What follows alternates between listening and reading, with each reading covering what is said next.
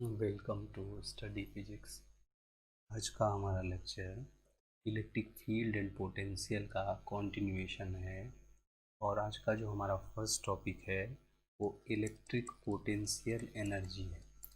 Electric potential energy आज हम लोग देखने वाले हैं। Electric potential energy. अब इस इलेक्ट्रिक पोटेंशियल एनर्जी में कुछ कॉन्सेप्ट है जो हमें आगे की चीज़ों में यूज़ करना है, इसलिए हम इसको बहुत बारीकी से देखेंगे। तो इसमें है क्या, अगर हम पहले पोटेंशियल एनर्जी पार्ट को थोड़ा सा समझ लें किसी मैकेनिकल सिस्टम से, तो इसे समझने में हमें थोड़ी सी आसानी होगी। तो हम एक मैकेनिकल सिस्टम लेते हैं। सपोज़ हमारे पास एक रबर है और इसके ऊपर हम एक फोर्स लगाते हैं एफ। तो हम देखते हैं क्या, इसमें एक डिफॉर्मेशन होता है जिसकी वजह से इसमें कुछ इलोंगेशन हो जाता है। और कुछ इंस्टेंट के बाद जब इसमें से फोर्स को हटाया जाता है तो ये अपने ओरिजिनल शेप में आ जाता है। तो ये जो अपने ओरिजिनल शेप में आता है उसके पीछे यहाँ एक कारण छुपा हुआ है, और वो कारण ये है कि जब इसके ऊपर एक्सटर्नल फोर्स लग रहा होता है तब ये सिस्टम अपने इनसाइड एक फोर्स जनरेट कर रहा होता है और फोर्स क्रिएट कर रहा होता है against this external force. So suppose यहाँ पर कोई इंटरनल फोर्स बन रहा है अगेंस्ट दिस एक्सटर्नल फोर्स। अब जैसे ही हमने इसको हटाया तो इस इंटरनल फोर्स की वजह से ये अपने ओरिजिनल शेप में आया। तो अब देखिए यहाँ पर क्या हो रहा था, जैसे ये जो एक्सटर्नल फोर्स इसके ऊपर लगाया तो उसकी वजह से इसमें कुछ डिफॉर्मेशन हो, तो डिफॉर्मेशन होगा तो कुछ ना कुछ वर्क डन होगा। सो वर्क डन जो एक्सटर्नल फोर्स का है वही तो इसके इंटरनल एनर्जी को चेंज कर रहा होता है। और देखिए यहाँ पर जो इंटरनल फोर्स है वो जो काम ये कर रहा है, क्योंकि ये उसके अगेंस्ट हो रहा है तो वही उसका ठीक उल्टा काम इंटरनल फोर्स करेगा। सो हम ऐसा भी कह सकते हैं कि यहाँ पर work done by internal forces जो होता है वो negative of change in potential energy का बराबर हो जाएगा। सो यहाँ पर work done by external force change in potential energy, और यहाँ पर हम लोग देख रहे हैं work done by internal forces change in negative of potential energy. ये हमें इलेक्ट्रिकल सिस्टम में बहुत हेल्प करेगा। एक यहाँ पर एक कॉन्सेप्ट है, जो इंटरनल एनर्जी इंटरनल फोर्सेस हो रहे हैं उसकी वजह से जो पोटेंशियल एनर्जी का चेंज होता है उसको हम नेगेटिव लेते हैं, और एक्सटर्नल फोर्सेस जो होता है वही रिस्पॉन्सिबल होता है उसमें डिफॉर्मेशन लाने का, उसका शेप चेंज करने का। सो वो इक्वल होता है चेंज इन पोटेंशियल एनर्जी का। तो जब हम इलेक्ट्रिक पोटेंशियल एनर्जी के टर्म में आएंगे तो हमें थोड़ा सा पहले change in electric potential energy के कॉन्सेप्ट को समझना होगा। चेंज इन, फिर हम लोग पोटेंशियल एनर्जी के कॉन्सेप्ट को समझेंगे। तो पहले देखते हैं change in electric potential energy.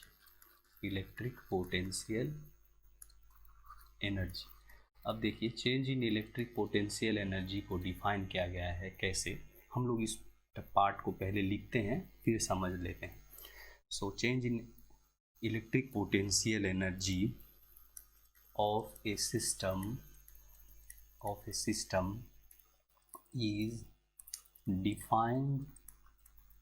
is defined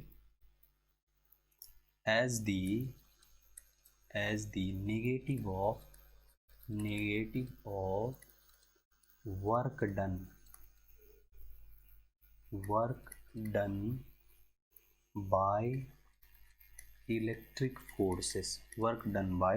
electric forces as the system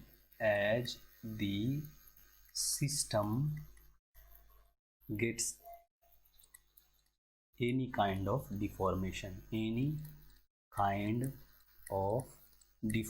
इस प्रकार से हम इसे समझते हैं। तो देखिए यहाँ पर जो कहा गया निगेटिव ऑफ वर्क डन, उसका कॉन्सेप्ट यहाँ पर छुपा गया हुआ है। वो क्यों?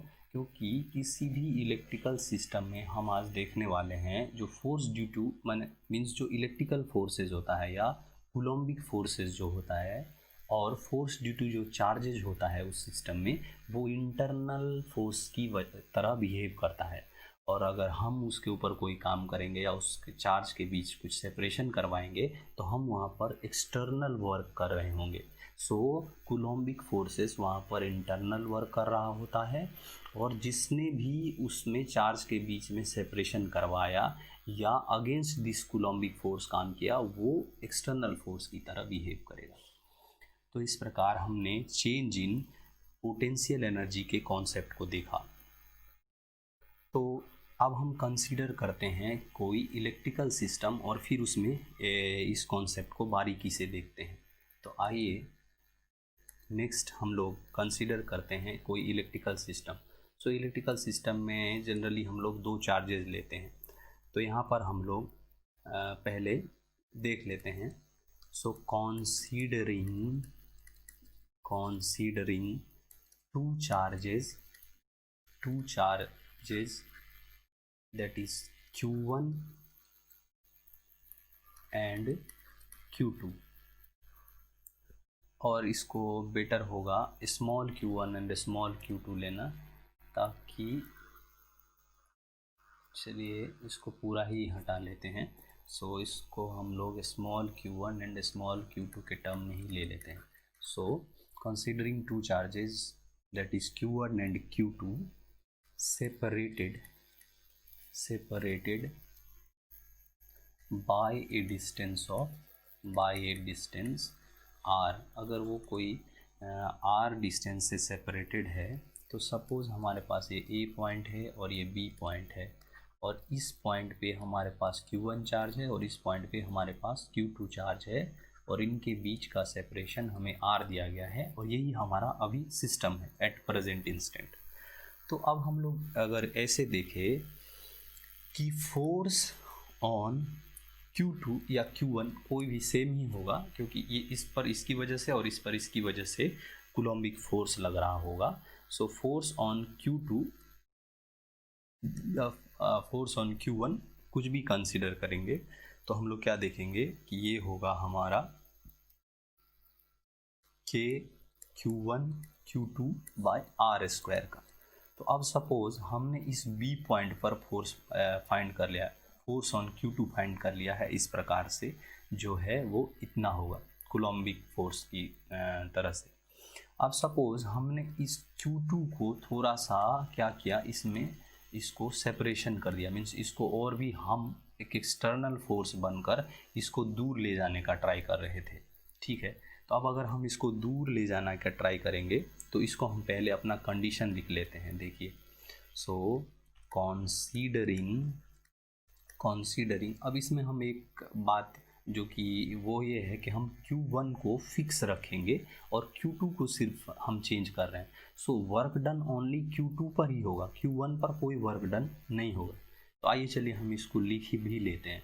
सो considering Q1 to be fixed, इसका मतलब ये कि इस पर कोई वर्क डन नहीं होगा at A, okay, and Q2 is moved. So Q2 को हमने क्या किया है, मूव किया है, उसको मूव किया है किसी पर्टिकुलर डायरेक्शन में। सो एलोंग, सपोज कि हमने along the direction AB move किया। अब सपोज यहाँ तक लाया तो इस पॉइंट का नाम हम C रख लेते हैं। तो इस प्रकार हमने Q2 को मूव किया along the direction of AB। सो अब सपोज हमने कुछ इसको यहाँ से यहाँ तक लाने में कुछ छोटे छोटे डिस्प्लेसमेंट को बारीकी से धीरे धीरे करके किया। सो इनिशियली छोटा सा डिस्प्लेसमेंट और छोटा छोटा सा ले लेके हमने यहाँ तक, ऐसा हम एलिमेंट्री कंसीडर कर रहे हैं। सो अगर वो एलिमेंट्री डिस्प्लेसमेंट कंसीडर करेंगे, छोटा सा डिस्प्लेसमेंट कंसीडर करेंगे, so for small displacement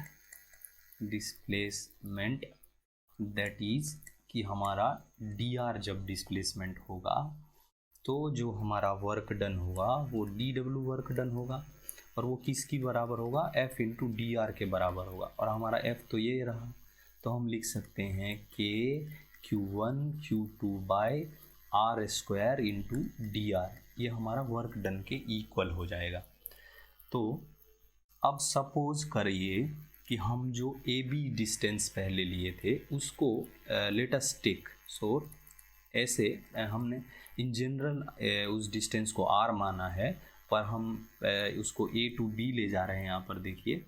so हम इसको अब आर को चेंज कर रहे हैं, मीन्स आर हमारा वेरी हो रहा है। तो suppose A to be R1 रहा है और उसको जैसे जैसे वेरी करेंगे तो वो R2 R3 इस प्रकार से बढ़ता रहेगा। तो अब ऐसा मान लेते हैं कि हमारा जब ए बी है वो R1 है और जब हम इसको AC तक ले जा रहे हैं तो उस टाइम हमारा डिस्प्लेसमेंट R2 हो जा रहा है।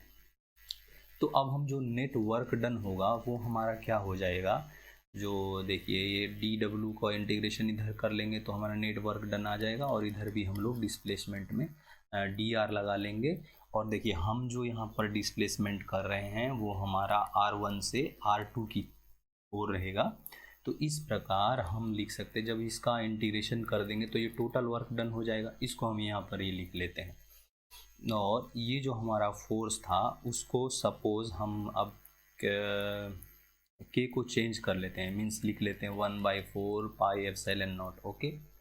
और ये था Q1 Q2 by R square और इंटू dr। अब जो हमारा R था वो सपोज R1 से R2 वेरी हो रहा था, तो इसको देखिए यहाँ पर ये सारे टर्म हमारे इस इंटीग्रेशन के लिए कांस्टेंट की तरह बिहेव करेगा। तो इसको हम लोग ऐसे लिख लेते हैं Q1 Q2/4 pi epsilon not, okay. और इंटीग्रेशन के इनसाइड में रहेगा 1/r स्क्वायर इंटू dr और इंटीग्रेशन लिमिट हमारा R1 से R2 तक होगा, ओके। तो अब नेक्स्ट में हमें क्या मिलने वाला है कि ये Q1 Q2/4 pi epsilon not और इसका जब इंटीग्रेशन करेंगे तो हमें क्या आएगा, आइए देख लेते हैं इसका इंटीग्रेशन क्या आएगा। सो यहाँ पर r⁻² हुआ और एक हमें एक्सीड करना होगा, सो +1 डिवाइडेड बाय -2 + 1। सो ये वैल्यू हमें लेना होगा R1 से R2 तक। तो यहाँ पर क्या आएगा Q1 Q2/4 pi epsilon not और ये r⁻² -2 + 1, सो ये -1 हो जाएगा और यहाँ पे -2 + 1, सो इस माइनस को हम लोग बाहर ही रख लेते हैं और ये पार्ट हमारा आ जाएगा R1 और R2। तो नेक्स्ट जो हम लोग यहाँ पर देखने वाले हैं वो ये हो रहा है -Q1/Q2 4 पाई एप्सिलॉन नॉट और 1/r, ये हमारा R1 से R2 की ओर। अब इस पार्ट को हम कभी बाद में एक बार ही लिख लेंगे, अभी हम के जैसा लिख लेते हैं क्योंकि बार बार ना लिखना पड़े। सो हमें यहाँ पर क्या दिखाई देगा कि ये जो माइनस है वो उसको रखना होगा। सो यहाँ पर हमें क्या दिखाई देगा, पहले अपर लिमिट माइनस ऑफ हमारा लोअर लिमिट, ओके। अब जब ये माइनस को हम इनसाइड ले लेंगे तो हमें ये बनेगा R1 से यहाँ पर हमें बन जाएगा R2 तक। तो ये हमारा क्या था, वर्क डन था। तो अभी देखिए हमें जो नेट वर्क डन मिल रहा है वो यहाँ पर इतना आ रहा है। अब ये हमारा R1 और R2 जो है वो पहले इनिशियल पोजीशन और ये हमारा फाइनल पोजीशन की लोकेशन है, ओके। तो हमने एक बात यहाँ पर कहा था कि जब हम Q के ऊपर जो है Q को फिक्स रखे हैं, so work down on Q जो होगा वो 0 होगा। तो इसको हम लोग एक नोट में लिख लेते हैं। So taking a note for Q1, वो क्या है, एज Q1 इज फिक्स्ड, हमारा Q1 जो है वो फिक्स्ड है। So no work is done on Q1, so Q1 पर जो है वो कोई काम नहीं किया जा रहा है, ओके। तो अब हम देखेंगे सो चेंज इन पोटेंशियल एनर्जी, जो हमने देखा था चेंज इन पोटेंशियल एनर्जी जो होगा उसको अगर हमें इस तरह लिखे डेल्टा यू की तरह से, सो हम डेल्टा यू को अभी क्या कह सकते हैं कि यहाँ पर देखिए जो डेल्टा यू है उसको हम लोग कैसे लिख सकते हैं। पहले हमारा जो चेंज होता है उसको लिखते हैं, पहले फाइनल वाला part minus initial part. So final point पे हमें क्या वैल्यू था, माइनस इनिशियल पॉइंट पे हमारा क्या वैल्यू था। अब ये हमने पहले ही समझ लिया है कि यहाँ पर जो वर्क डन होता है वो पोटेंशियल एनर्जी का इक्वल होता है, कब? जब एक्सटर्नल फोर्स का बात हो रहा होगा। लेकिन यहाँ पर जो हमारा फोर्स है ये इंटरनल फोर्सेस है, बिकॉज ये दो चार्जेस का हमने सिस्टम कंसीडर किया। यहाँ पर देखिए, दो चार्ज का हमने सिस्टम कंसीडर किया, तो इस सिस्टम में जो कूलम्बिक फोर्स है वो चार्ज का इंटरनल फोर्स है, ठीक है। और हम जो इसे यहाँ पर से डिस्प्लेसमेंट करवा रहे हैं, सो हम यहाँ पर जो है वो एक्सटर्नल फोर्स बन रहे हैं। तो यहाँ पर हमने तो कूलम्बिक फोर्स लिया था, सारा डिस्प्लेसमेंट, वर्क डन, सब कुछ कूलम्बिक फोर्स के डायरेक्शन में लिया, तो हमने यहाँ पर कूलम्बिक फोर्स का ही चर्चा किया। सो ये जो वर्क डन आया है ऑल बिकॉज ऑफ आवर क्या बोल रहे हैं, इंटरनल फोर्सेस की वजह से। सो इंटरनल फोर्स की वजह से जो वर्क डन होता है वो नेगेटिव ऑफ पोटेंशियल एनर्जी के इक्वल होता है, या पोटेंशियल एनर्जी का चेंज जो है वो नेगेटिव ऑफ वर्क डन के इक्वल हो जाएगा। सो अब हम यहाँ से पोटेंशियल एनर्जी का चेंज को बहुत बारीकी से लिख सकते हैं। क्या जस्ट इसको माइनस से मल्टीप्लाई कर देंगे तो देखिए ये कैसे चेंज हो जाएगा कि 1/R2 माइनस 1/R1। अब देखिए जो हमारा R2 था वो फाइनल लोकेशन का पोजीशन है और R1 जो है वो इनिशियल लोकेशन का पोजीशन है। तो इस प्रकार हमने internal energy, change in potential energy को हमने देखा, change in electric potential energy का इक्वेशन हमने ढूंढ लिया फॉर कूलम्बिक फोर्स और टू चार्जेस सिस्टम के लिए कि हमें इस प्रकार से आ रहा है। सो ये हमारा हो गया change in electric potential energy, electric potential energy. अब देखिए जो हम इसमें से एक चीज़ समझने वाले हैं कि इसमें हम अगर कोई पर्टिकुलर केस समझे, वो केस क्या, अभी तो हमारे पास सिस्टम ऐसा था कि हम A to B और B से हम वेरी हो रहे थे, मीन्स B से यहाँ पर डिस्प्लेसमेंट कर रहे थे। देखिए यहाँ जो हमारा डिस्प्लेसमेंट था वो B से इस डायरेक्शन में था, C की ओर। लेकिन अब जो एक केस समझने वाले हैं वो ये कि हमारा इनिशियली कोई पॉइंट इन्फिनिटी पे होगा और हम उसको यहाँ तक लाएंगे, ठीक है। सो हमारा जो इनिशियल पॉइंट मीन्स यहाँ पर जिसको हमने R1 समझा है उसको हम क्या करेंगे, इन्फिनिटी कंसीडर करेंगे। सो अगर हम एक ऐसा सिस्टम ले, केस 1 समझे, केस 1 जिसमें हमारा अगर R1 इन्फिनिटी हो और उसके बाद हम उसको जिस पोजीशन पे ला रहे होंगे, मीन्स हमारा जो फाइनल R2 हो वो अगर R हो, तो ये करने का वजह क्या है कि देखिए जैसे हम इसको R1 को इन्फिनिटी पुट करेंगे तो ये वाला पार्ट जो है एग्जैक्टली ज़ीरो हो रहा है। ये वाला पार्ट ज़ीरो होने का मतलब है ये वाला पार्ट ज़ीरो हो रहा है, मीन्स इस चेंज में ओनली ये वैल्यू रह रहा है, मीन्स चेंज किसका इक्वल हो रहा है, इसका इक्वल हो रहा है। सो ये हमें बहुत बारीकी बात समझा रहा है कि किसी एक पर्टिकुलर पॉइंट पर क्या पोटेंशियल एनर्जी है उसको ढूंढने के लिए एक ऐसा रेफरेंस चूज़ कर लेते हैं जहाँ का पोटेंशियल एनर्जी जीरो है। सो हम इस चेंज के ही इक्वेशन से या चेंज के ही कॉन्सेप्ट से किसी पर्टिकुलर पॉइंट का पोटेंशियल एनर्जी निकाल सकते हैं। सो ये इन्फिनिटी का कॉन्सेप्ट या रेफरेंस का कॉन्सेप्ट हमें किसी पर्टिकुलर पॉइंट का पोटेंशियल एनर्जी, या जब बात करेंगे वोल्टेज डिफरेंस से, तो वहाँ पर जब ये वाला पार्ट अगर मान लीजिए हमने जीरो किया तो हमें एब्सोल्यूट उस पॉइंट का पोटेंशियल मिल सकता है। तो इस प्रकार हमने ये देखा। तो अभी जो हमारा आपको इसी कॉन्सेप्ट से जो चेंज इन पोटेंशियल एनर्जी का कॉन्सेप्ट आएगा वो कैसे आएगा, देखिए तो ये हमारा फाइनल पोजीशन R2 हो जाएगा और इनिशियल पोजीशन जो हमारा रहा होगा वो इन्फिनिटी का रहा होगा। उसकी वजह से जो हमको इधर जो इक्वेशन आएगा वो क्या आएगा, K इंटू 1/R2 हमारा R हो गया और ये 1/इन्फिनिटी। सो ये वाला पार्ट हमारा जीरो आएगा।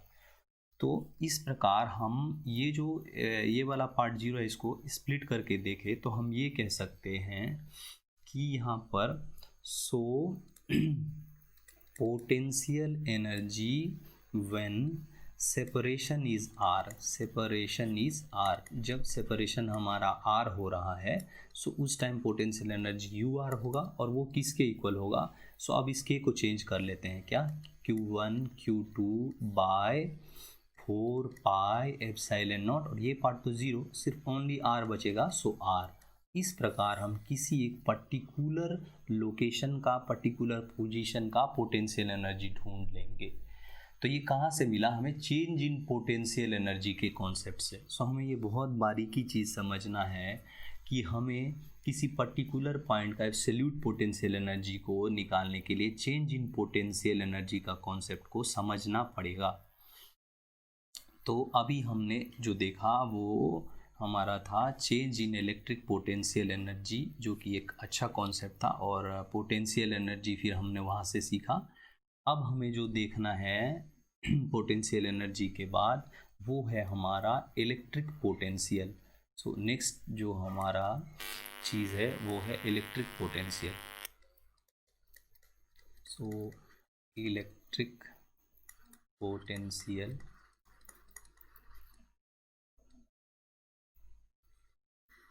ये थोड़ा विजिबिलिटी में मुझे प्रॉब्लम हो रहा है, सो चेंज कर लेने दीजिए।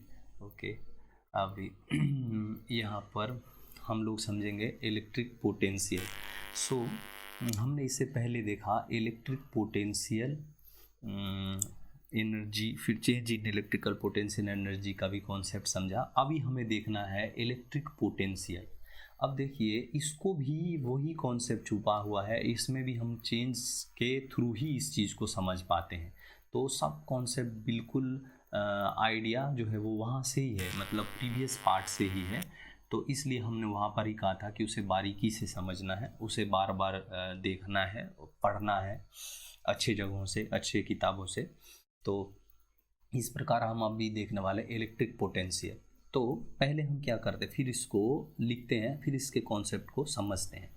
तो देखिए in an electric field, in an electric field, when a test charge Q, suppose, is moved, when a text charge Q is moved from a point, suppose X, point X to a point Y, while other charges are fixed, जो दूसरे charges हैं वो जब fixed हों और एक किसी test charge को उस इलेक्ट्रिकल फील्ड में जो है, उस इलेक्ट्रिकल फील्ड के इन्फ्लुएंस में, जहाँ तक है उसका इन्फ्लुएंस, जहाँ तक वो इलेक्ट्रिकल फील्ड है उसमें हम मूवमेंट कर रहे हैं from A point X to Y, keeping other charges fixed. So potential actually में क्या है, पहले यहाँ पर देख लेते हैं। पोटेंशियल एक एबिलिटी टू वर्क है, मीन्स पोटेंशियल होने से कुछ वर्क हो सकता है। तो यहाँ पर क्या कह रहा है कि एक टेक्स्ट चार्ज को मूव करना है हमें किसी X पॉइंट से Y पॉइंट पे इन एन इलेक्ट्रिकल फील्ड, और कंडीशन ये है कि किसी और चार्ज को कुछ भी नहीं करना, मीन्स वो फिक्स रहेंगे, ठीक है। तो उसके बाद then if the electrical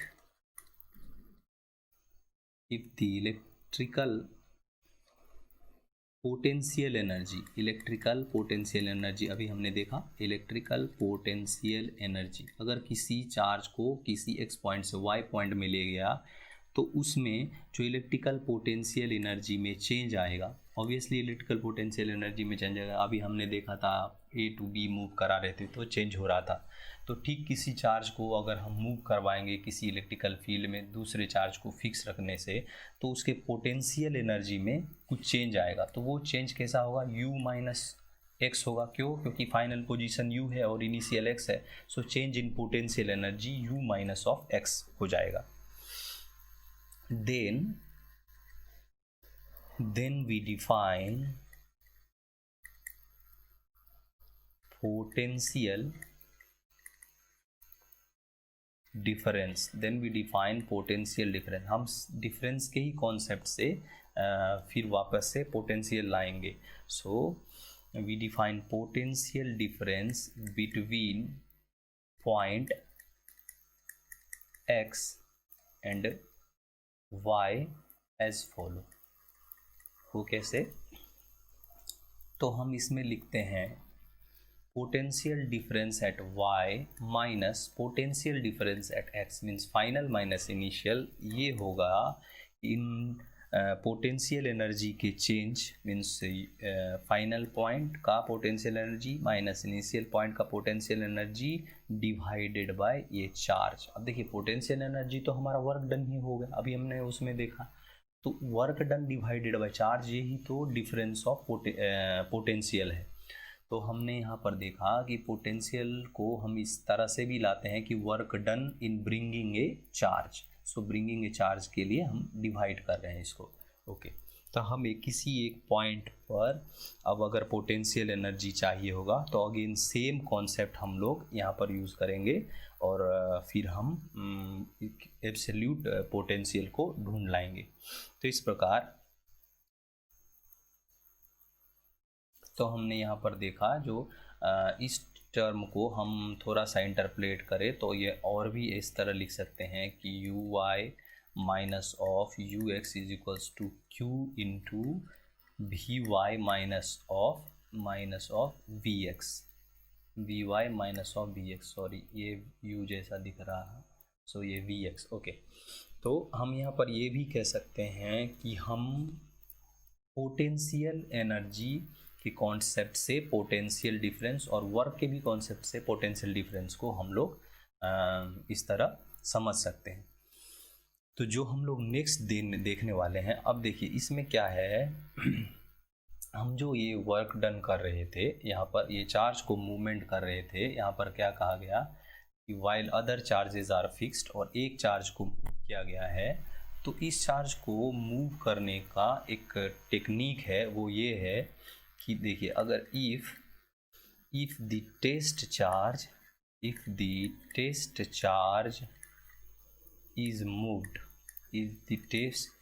is moved very slowly or slowly, so very slowly consider it, so slowly, then क्या होगा अगर कोई सिस्टम में स्लो मूवमेंट होगा, मीन्स वहाँ पर क्या हो रहा है, स्पीड में नो चेंज हो रहा है। तो अगर स्पीड में नो चेंज हो रहा है तो चेंज इन काइनेटिक एनर्जी क्या होगा, जीरो हो जाएगा। देखिए so the test charge is move slowly, then change in kinetic energy क्या होगा, हमारा जीरो हो जाएगा।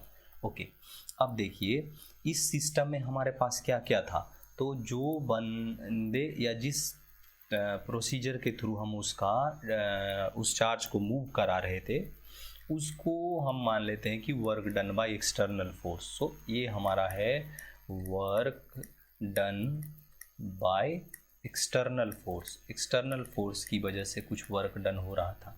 अब हमने कूलम्बिक वाले फोर्स को देखा था कि वो कैसा बिहेव कर रहा था, कि वो इंटरनल फोर्स की तरह बिहेव कर रहा था। सो उसको उस कूलम्बिक फोर्स के चलते जो वर्क डन होगा या इलेक्ट्रिकल फील्ड में जो वर्क डन होगा, इलेक्ट्रिकल फील्ड की वजह से जो वर्क डन होगा उसको हमने लिखा WEL। सो ये क्या है, वर्क डन बाय इलेक्ट्रिकल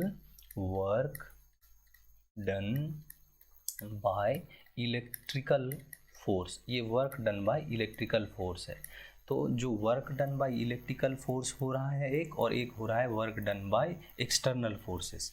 तो अभी यहाँ पर देखिए हमारे सिस्टम में क्या हो रहा है, हम उस चार्ज को मूव किए हैं वेरी स्लोली, सो हमारा काइनेटिक एनर्जी का चेंज जीरो हो रहा है, और सिस्टम में कुछ वर्क डन होगा because of these two forces, external force की वजह से और हमारा जो इलेक्ट्रिकल फोर्स है उसकी वजह से सिस्टम में एक वर्क डन होगा। So from the concept of work energy theorem हम लोग क्या जानते हैं, सो यहाँ पर छोटा सा लिख लेते हैं, from concept of work and energy हम लोग क्या जानते हैं, देखिए work done by all possible forces, work done by all possible forces is equals to change in kinetic energy. So is equals to change in kinetic energy. तो अभी हमारे पास इस सिस्टम में वर्क डन किस किस की वजह से हो रहा है, तो देखिए एक्सटर्नल फोर्स की वजह से हो रहा है।